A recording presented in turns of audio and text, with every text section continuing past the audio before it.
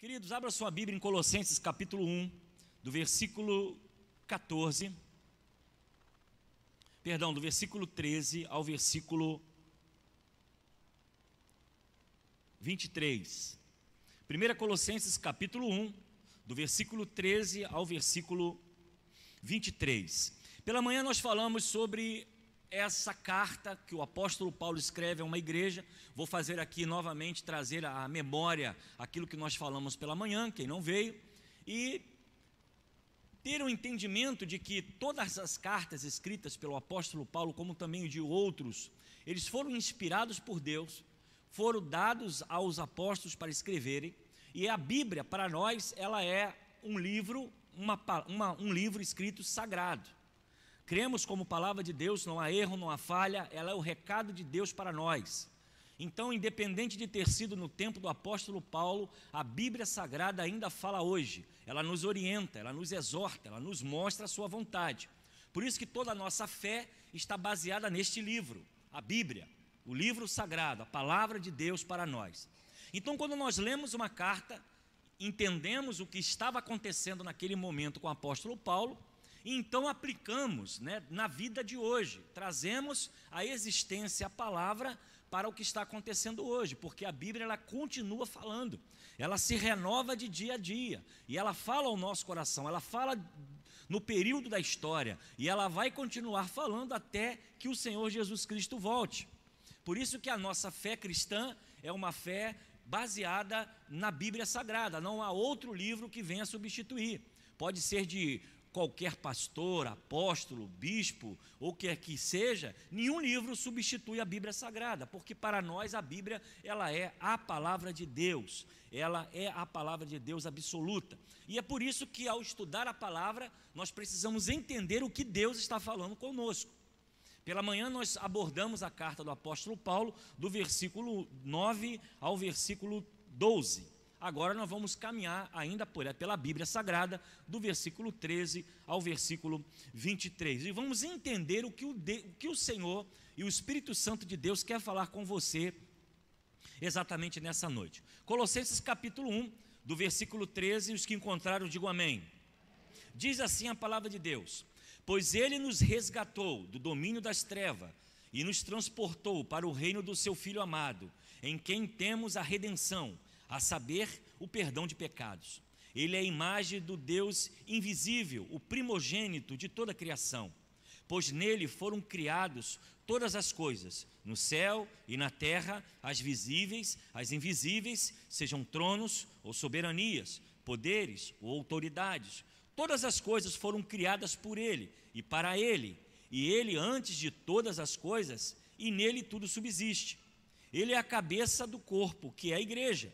É o princípio, o primogênito dentre os mortos, para que em tudo tenha a supremacia, pois foi do agrado de Deus que nele habitasse toda a plenitude, e por meio dele reconciliasse consigo mesmo todas as coisas, tanto as que estão na terra como as que estão nos céus, estabelecendo a paz pelo seu sangue derramado na cruz. Antes, vocês estavam separados de Deus, e na mente de vocês eram inimigos por causa do mau procedimento de vocês. Mas agora ele os reconciliou pelo corpo físico de Cristo, mediante a morte, para apresentá-los diante dele santos, inculpáveis e livres de qualquer acusação, desde que continuem alicerçados e firmes na fé, sem se afastarem da esperança do Evangelho que vocês ouviram e que tem sido proclamada a todos os que estão debaixo do céu. Este é o Evangelho do qual eu, Paulo, me tornei ministro. Que o Senhor nos abençoe com essa belíssima palavra nesta noite. A carta do apóstolo Paulo a Colossenses é o maior tratado teológico voltado para Cristo de toda a Bíblia. Alguns teólogos vão dizer que Paulo foi completamente profundo na sua escrita, dentro daquilo que ele revela à igreja de Colossenses. Alguns estudiosos vão dizer que ela precisa ser estudada a cada ano pela igreja local. Ela precisa ser lida e relida várias vezes, porque nela se concentra a visão de Cristo, o seu sacrifício e o seu propósito. Nós vivemos num tempo muito difícil. Estamos vivendo num tempo de heresias, surgem de todos os lados, inclusive dentro das igrejas. Hoje, você pode entrar numa igreja cristã, você vai encontrar diferenças tremendas entre uma e outra, e provavelmente a uma vai contrariar a outra. Se você entra hoje numa igreja batista, então, provavelmente há um tempo atrás, se você entrava em uma, você conhecia todas. Mas agora não, você entra numa, você vê que o estilo da música, o estilo do culto, o louvor, a adoração, são completamente diferentes, e isso não quero dizer que esteja errado. O que eu estou querendo dizer é que, dentro desse contexto, há muitos erros e abusos acontecendo na vida cristã.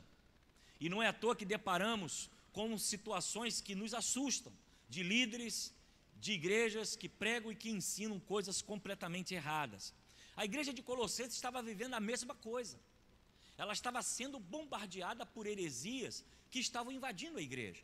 E isso era a preocupação dos apóstolos, porque a doutrina deturpada, o ensino errado, leva a um povo a desobedecer a Deus.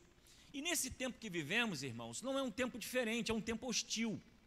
Quem aqui já não vê os conflitos entre igreja e Estado? É claro que o Estado tem que ser separado da igreja, mas algumas coisas estão surgindo no nosso tempo que têm feito a reflexão, que têm sido leis colocadas sobre a vida da igreja, sobre a nossa forma de pregar, que está nos preocupando enquanto a nossa liberdade da pregação do Evangelho. A igreja de Colossos vivia essa realidade, havia filosofias e pensamentos surgindo no meio da igreja que estava atrapalhando e dificultando o ensino dos apóstolos.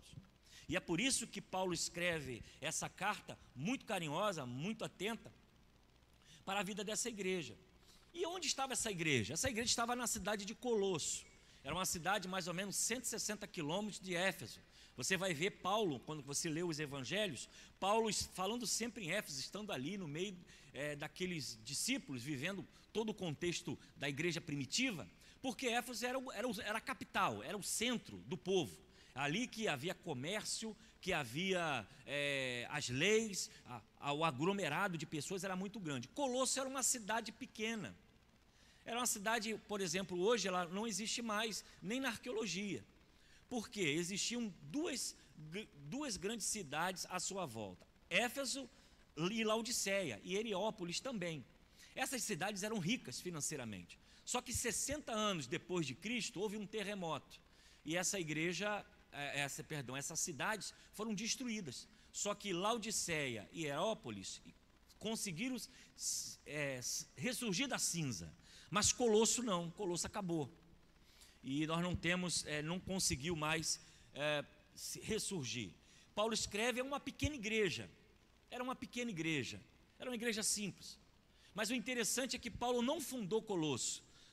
Paulo fez 3 viagens missionárias, fundou várias igrejas, mas essa igreja Paulo não conheceu, porque nem visitar ele foi. Ele não conhecia aqueles irmãos. Ele apenas recebe a informação preso em Roma, ele está preso em Roma nesse momento que ele escreve essa carta, e ele recebe a informação de Epáfras, que diz, olha, a igreja está vivendo ataques de heresia, de conflitos. Paulo, preocupado, escreve essa carta de Colossenses para que fosse enviado e lido no meio deles.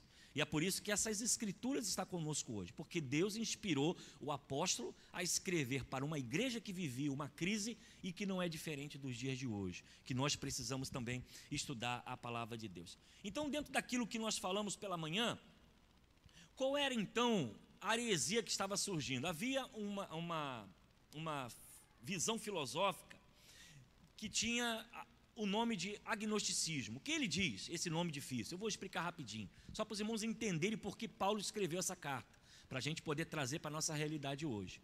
Havia um ensinamento de que Deus era tão santo que ele não poderia usar o ser humano para poder trazer a seu entendimento. E o que isso faz? Contraria a doutrina dos apóstolos sobre Cristo. Essa heresia era tão grande no meio da igreja, porque até a divindade de Jesus estava sendo colocada em dúvida. Ora, se a divindade de Jesus é colocada em dúvida, não há salvação. E essa igreja estava confusa com esses ensinamentos. E Paulo escreve para defender a igreja, defender a doutrina, para cuidar daqueles irmãos. Nós vemos também que, dentro dessa visão, eles entendiam que os anjos eram intermediários, o qual levava as orações, era algo meio místico. E então, Paulo condena, porque só existe um mediador entre Deus e os homens, que é Jesus Cristo. Então veja que a igreja estava vivendo um conflito.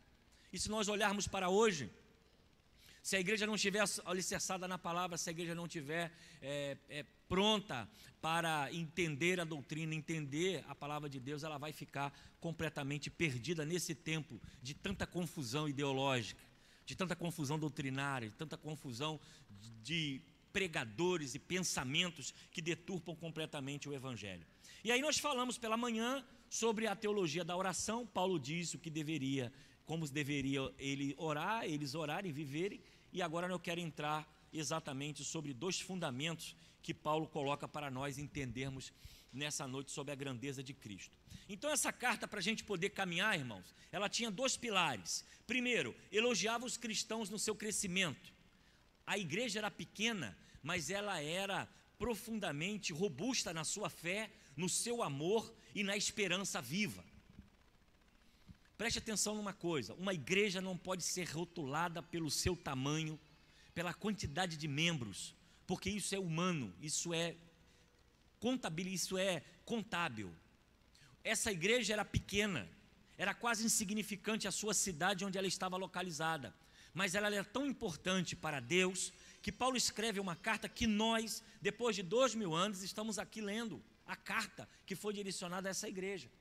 Então uma igreja que exatamente exalta Cristo, uma igreja exatamente que cumpre a palavra, ela não pode ser comparada pela quantidade de membros, pelo tamanho que ela tem. Ela deve ser avaliada pela sua fé, pelo seu testemunho e por aquilo que ela faz em nome do Senhor. Então eu quero caminhar agora exatamente nesses versículos que nós acabamos de ler. Paulo coloca o machado na raiz da heresia. O texto que nós lemos, Paulo está confrontando exatamente o pensamento dessa igreja. E eu quero dizer uma coisa, porque nós estamos falando hoje. Nós estamos, irmãos, vivendo uma frieza espiritual, uma apatia espiritual que nos preocupa. Os cristãos de hoje, olhando para trás, não tem mais o mesmo vigor, não tem mais a mesma fé, a mesma dedicação que há um tempo do passado. Quem viveu o passado sabe. As coisas que nós considerávamos sagrados, como a ceia do Senhor, sagrados como a leitura da palavra, sagrados como momentos de oração, tem sido pouco praticado e exercido nessa geração. As pessoas caminham para o culto não mais para adorar o Senhor, mas como se fosse algo rotineiro e mecânico. Alguns até comparecem uma vez no mês, quando comparecem. E o que nós estamos vendo é que a sociedade tem atacado a visão cristã, nós estamos sofrendo as afrontas de todos os lados, e ao mesmo tempo o exército que tinha que se fortalecer, que tinha que avançar, que tinha que, como se diz, morrer pela palavra, tem se entregado e tem apostatado da fé, tem perdido os seus princípios e a sua raiz. A infidelidade está dentro das igrejas, a falta de compromisso de muitos, não digo todos, mas quando nós olhamos essa carta, é exatamente o que estava acontecendo com essa igreja. Ela tinha uma fé robusta, ela tinha um envolvimento muito grande, mas ela estava perdendo, porque as filosofias e o pensamento estavam invadindo a igreja e estava matando a fé de muitos. E o tempo que nós vivemos é um tempo de conflitos e dificuldades espirituais. Então há muitos falsos mestres no nosso meio, há muitas pessoas falando em nome de Deus, coisa que Deus nunca disse. Há muitas igrejas ensinando coisas que não está na Bíblia. E há muitos que se deixam levar por isso, por não conhecerem verdadeiramente a palavra. E quando nós olhamos, por exemplo, o tempo de hoje, o que diz os muçulmanos? Os muçulmanos dizem que Jesus Cristo foi apenas um profeta, mas que Maomé é maior. O que dizem, por exemplo, os espíritas? Que Jesus Cristo foi um espírito iluminado. O que dizem, por exemplo, os romanistas? É mais um que serve de intermediário entre Deus e os homens. O que dizem os testemunhos de Jeová? que ele não estava na criação. E não foi ele que criou as coisas. Esses pensamentos estão próximos de nós como nunca. Os nossos filhos, na nossa televisão, no nosso celular, todo o tempo. E às vezes, por não termos um discernimento espiritual, nós estamos entendendo isso e levando isso para a nossa vida. E o que eu quero falar nessa noite é para que a sua fé seja fortalecida na grandeza de Cristo. E quem Ele é e por que Ele está no meio de nós. E a primeira característica, afinal, quem é Jesus, que Paulo quer dizer, é o que eu quero trazer para você nessa noite. Essa grandeza de Cristo, quem Ele é no nosso meio, quem Ele é porque nós cantamos, quem Ele é porque tem uma cruz aqui ao qual Ele subiu, porque isso foi feito, porque Ele existe, porque nós somos chamados cristãos. E a carta de Colossenses coloca tudo isso para nós. E a primeira característica que eu quero chamar a sua atenção é que Deus nos libertou do império das trevas. Se nós estamos hoje cantando, adorando e exaltando a Deus, é porque um dia eu estava perdido, você estava perdido, desacreditado, caminhando para o inferno, e o seu Espírito tocou em você, abriu os seus olhos, você se arrependeu do caminho que você estava seguindo, e hoje você está aos pés da cruz, porque essa salvação foi Ele que os resgatou. Ele nos libertou do império das trevas. Existe um reino mau, existe um mundo espiritual de trevas, e ele existe, que veio para, como diz a palavra, matar, roubar e destruir. Existe um ser maligno, todo comprometido, corrompido, que luta contra a sua alma, contra a sua família, contra a sua vida, para te tirar do caminho. Ele, com as suas setas, com as suas armadilhas do reino das trevas, ele veio com rebelião contra Deus, ele traz maldição a Deus, ele nega a Deus, ele rejeita a Deus e ele fere pessoas, levando a destruição da sua alma, da sua vida e aprisionando elas no inferno. Deus nos libertou do império das trevas. O homem não pode se libertar por ele mesmo, porque a sua graça nos alcançou através do seu sacrifício. E se nós estamos aqui nessa noite, se nós cantamos, se nós trabalhamos para esse Cristo, é porque Ele nos libertou do império das trevas. O homem natural não tem condições de se libertar. Nenhuma obra humana, nenhuma obra social, nenhuma caridade pode pagar o preço que Ele pagou, porque Ele morreu na cruz, por mim e por você. Deus amou o mundo de tal maneira que deu o seu único Filho, para que todo aquele que nele crê não pereça, mas tenha vida eterna. Essa é a nossa fé, essa é a nossa crença. Deus é o único que pode nos libertar do império das trevas, porque Cristo, Ele é o resgate. Ele é aquele que comprou as nossas transgressões e nos fez livres e libertos. E hoje podemos pensar num céu, num novo céu, numa nova terra, através do seu sacrifício. Atos capítulo 26, 18 diz: para que lhe abrir os olhos e das trevas os converteres à luz, e do poder de Satanás a Deus, a fim de que receberam a remissão de pecados e herança entre os que são santificados pela fé em Cristo. Atos capítulo 26, 18. Então, se temos um motivo de nos alegrar nessa noite, de estarmos aqui vestidos, revestidos, motivados, é porque você estava nas trevas, mas o Senhor foi lá e te resgatou. Se tem um motivo de você ter saído de casa e de estar aqui nessa noite, poderia estar fazendo uma outra coisa, é esse sentimento de fé e de agradecimento, porque você não poderia libertar a sua alma, mas Ele pagou um preço para que eu e você e a sua família e toda a sua casa fosse abençoada. Por mais que as pessoas tentem trazer uma nova visão de evangelho, um evangelho materialista, um evangelho de sucesso, um evangelho de fama, a nossa fé está alicerçada num Deus que nos libertou. E quando tudo isso acabar, nós iremos desfrutar das mansões celestes. O mundo será julgado e nós seremos absorvidos através da nossa fé em Cristo Jesus. Segundo, além de Deus nos libertar do império das trevas, Deus nos transportou do reino para o reino do seu Filho. Ele vai dizer isso lá no versículo 13. Pois Ele nos resgatou do domínio das trevas e nos transportou para o reino do seu Filho amado. Paulo está dizendo a Colossenses, porque Colossenses está sendo atacada com uma heresia. E a questão, quando nós lemos isso, quando o grande teólogo que não existe mais, Russell Shedd, ele vai dizer: Deus preparou uma operação resgate. E aí você leva a sua mente para aquele filme, né? Soldados no helicóptero, vai lá, entra no presídio, joga bomba em tudo, salva o camarada e tira ele de lá. Esse termo grego que diz que ele nos resgatou, foi exatamente isso. Eu e você estávamos perdidos na mão do inimigo, já éramos posse dele, mas ele nos resgatou, ele invadiu, ele nos trouxe e nos transportou, ou seja, nos tirou daquela calamidade, daquela perdição, e nos levou para o reino da luz, que é o seu Filho. E é por isso que a sua palavra vai dizer para nós: no mundo tereis aflições, mas tem bom ânimo, porque eu venci o mundo. Sabe o que quer dizer isso, irmãos? Nada e nem ninguém pode tirar você das mãos de Deus. Nem o inimigo, nem as suas artimanhas, nem a sua seta, nem aquilo que possa vir contra a sua vida. Ninguém. Sabe por quê? Porque Ele não só te resgatou, Ele te transportou para o reino da luz. Louvado e engrandecido seja o nome do Senhor. Ele não apenas nos tirou, Ele nos transportou, Ele nos levou para o reino da luz.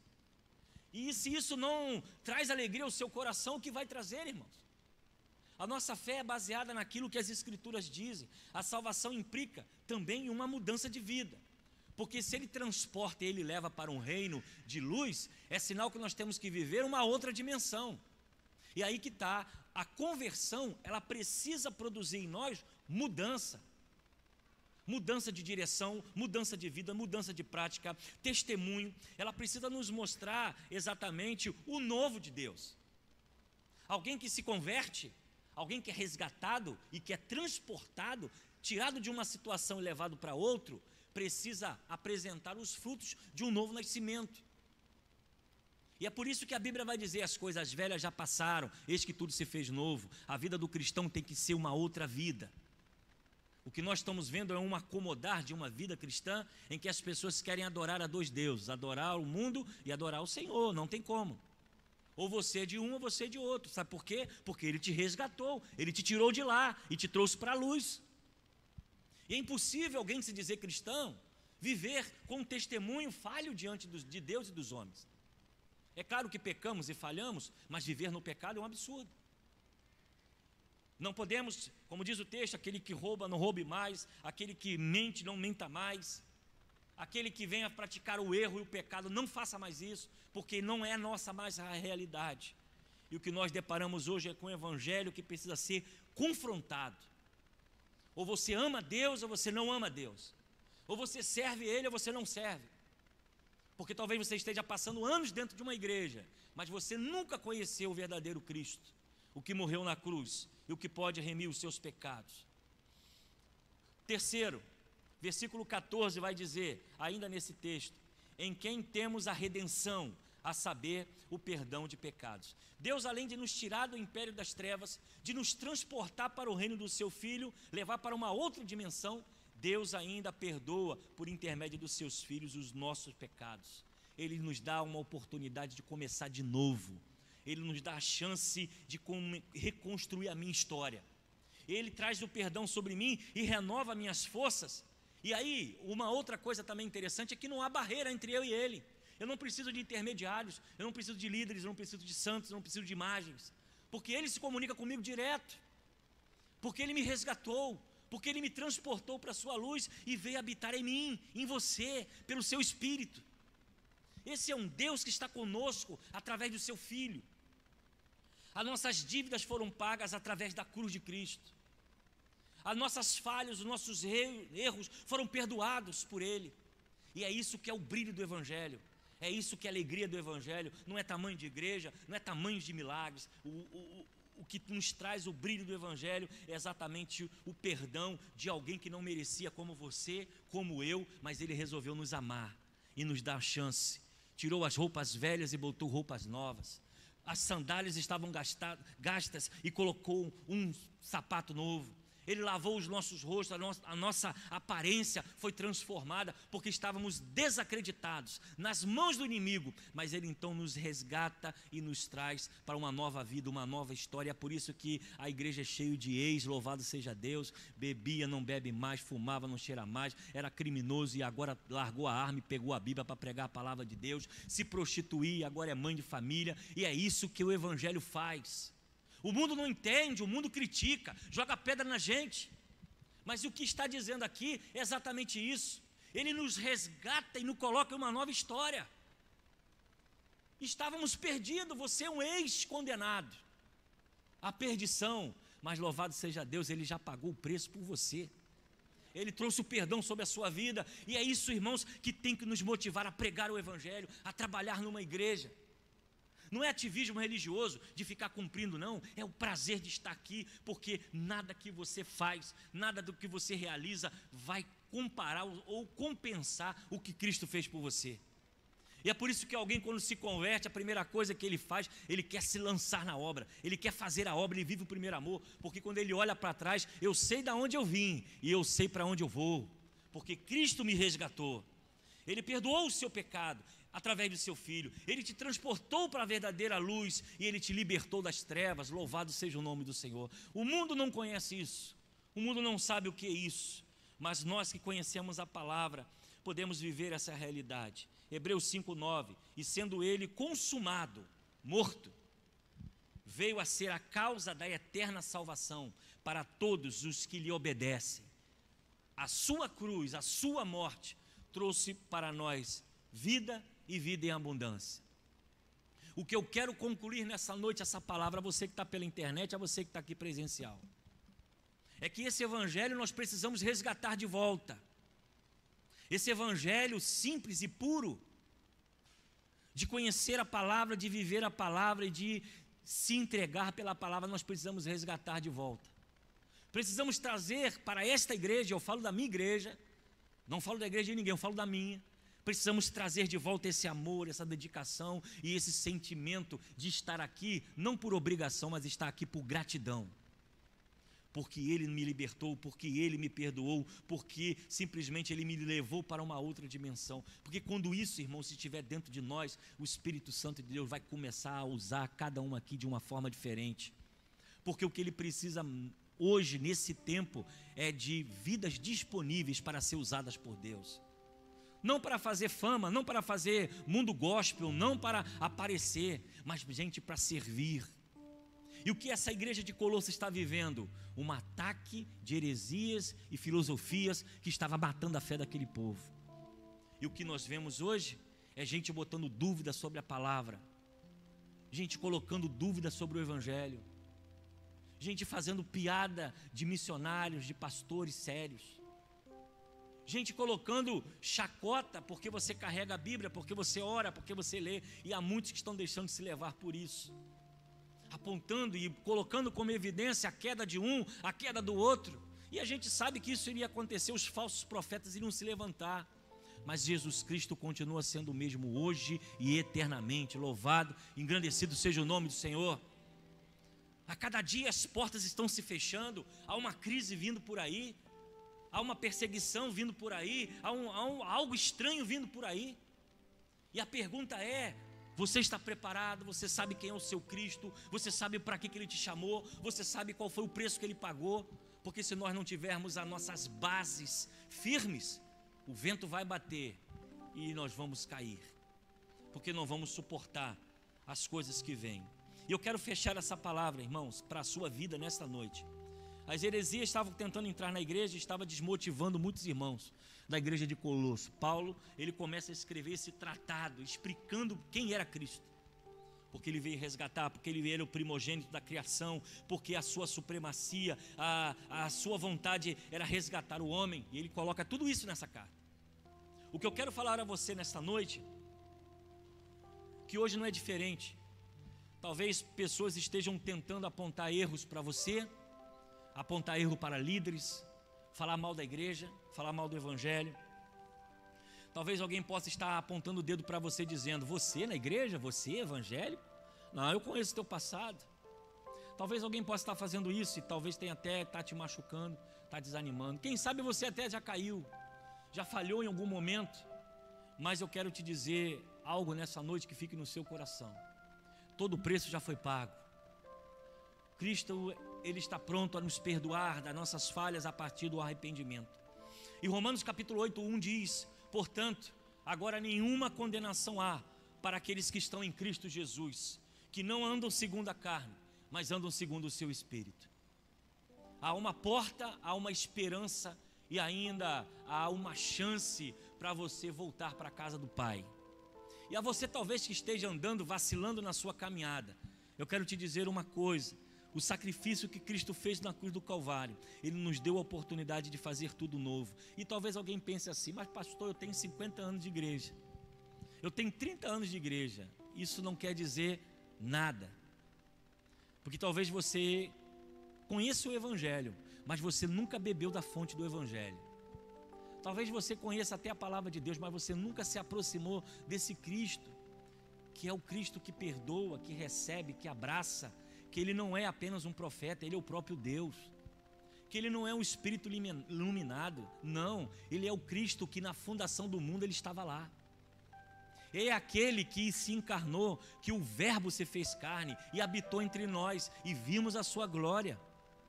Esse Cristo, Ele não é um filósofo que foi famoso, não, é aquele que morreu e no terceiro dia ressuscitou para a glória de Deus Pai.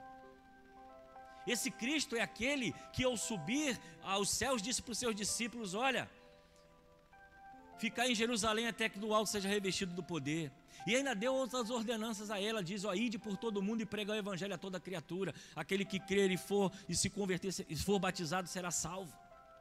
Esse Cristo disse: vou preparar-vos lugar, e quando eu preparar eu voltarei e buscarei a sua igreja, buscarei todos vocês. É essa esperança que precisa estar no nosso coração, é essa alegria que nos faz estar no culto de domingo, de manhã e de noite. E quando a porta está aberta, tem gente querendo entrar, porque não há outro lugar, nem ninguém que possa se comparar à grandeza de Cristo Jesus e à sua morte na cruz do Calvário. Nem Buda, nem Maomé, nenhum desses se compara ao que Cristo fez. E ainda hoje, através dos séculos, Ele continua salvando, Ele continua curando, Ele continua libertando. Não há ninguém perdido diante da graça de Deus. O mundo pode dizer: está perdido, não tem jeito. Jesus vai lá e muda a cachaça. Muda ou não muda?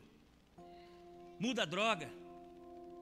Muda as práticas sexuais. Porque esse evangelho tem poder, e é exatamente isso que Paulo está dizendo a essa igreja que está sendo afrontada pelas heresias e ela está perdendo o seu vigor. O evangelho é o mesmo, a Bíblia é a mesma, e o Espírito Santo de Deus continua salvando, batizando, transformando para a glória de Deus Pai. Então, meu irmão, eu quero dar essa palavra a você nessa noite. Vá para a sua semana sabendo que você crê num Deus que está vivo. Ele ouve a sua oração, Ele sabe o que está acontecendo com você e Ele prometeu cuidar de cada um de nós. Não vos deixarei só. Estarei convosco todos os dias até a consumação dos séculos. E aí não importa o que a televisão diga, não importa o que os partidos políticos falem, nossa fé está alicerçada naquele que não dorme, daquele que não muda e que as suas promessas permanecem para todo sempre. Saia daqui sabendo que você tem um Deus que cumpre a sua palavra e Ele continua cuidando de você. Ele continua perdoando pecados, Ele continua nos ajudando a caminhar e avançar, e há promessas para nós, de galardões, de bênçãos, de vitórias. E eu quero motivar você, a você ter uma vida mais próxima de Deus, mais grato, mais devocional, mais íntimo, para que o Espírito Santo de Deus possa mostrar a você aquilo que realmente você precisa. Leia a palavra, ore, busque ao Senhor, cante louvores e deixe que o Espírito Santo de Deus trabalhe em sua vida. A igreja de Colosso estava sendo atacada. Nós estamos sendo atacados hoje em nossa fé. Mas a Bíblia, quero dizer a você, ela continua a mesma. A palavra de Deus continua a mesma. E o Cristo que prometeu voltar, Ele vai voltar para buscar a sua igreja. Se prepare, porque mais cedo ou mais tarde Ele virá buscar a sua igreja. Ou então, nós vamos nos encontrar com Ele. Quando nós fecharmos os olhos nesse mundo, iremos desfrutar das promessas, porque Ele foi preparar-nos lugar.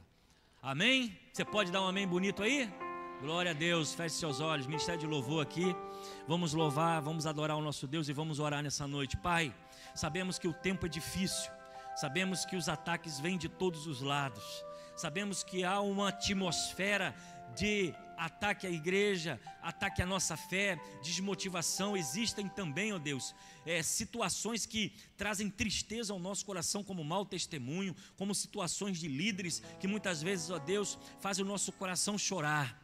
Mas nessa noite, através do Teu Espírito, eu te peço que essa palavra de um Cristo que nos resgatou, não apenas nos resgatou, mas nos transportou para o reino de luz, porque estávamos perdidos e longe dos Teus caminhos. Eu te agradeço, ó Deus, que para Ti não há impossível, para Ti, ó Deus, não há porta fechada.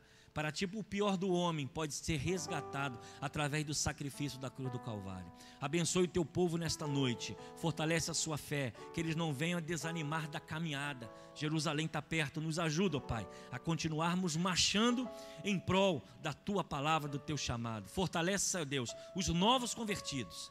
Abençoe também aqueles que nos visitam nessa noite, que essa palavra possa trazer vigor, alegria e o desejo de Te servir. Nos dê, ó Deus, uma semana de paz, uma semana de vitória, e continue falando ao nosso coração. É o que eu te peço no nome de Jesus. Amém.